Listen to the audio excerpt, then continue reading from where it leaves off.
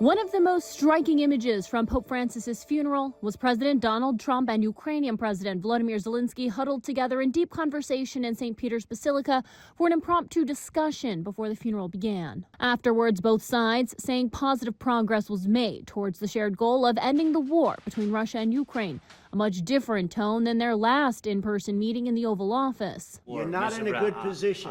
You don't have the cards right now. You're gambling with World War III. Meanwhile, Trump seemingly losing faith in Russian President Vladimir Putin's desire to bring the war to an end as it drags into year 4 of fighting. We'll probably learn a lot.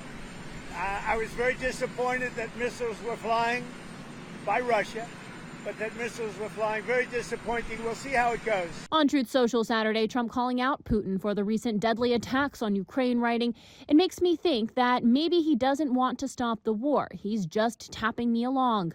Trump suggesting Putin needs to be dealt with differently, perhaps through sanctions.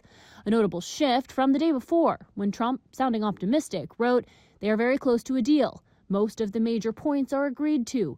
Those comments followed an apparently productive 3-hour meeting between Putin and U.S. Special Envoy Steve Witkoff in Moscow. Russian Foreign Minister Sergei Lavrov spoke with CBS. President Trump has his own proposals and has his own style. We concentrate, as I said, on the real negotiations which President Trump supports and instructed his people to continue to engage in these negotiations. Secretary of State Marco Rubio making it clear the U.S. is running out of patience and willing to walk away. This week is going to be a really important week in which we have to make a determination about whether this is an endeavor that we want to continue to be involved in, or if it's time to sort of focus on some other issues. We're close, but we're not close enough. I'm Kaylee Gaskins reporting.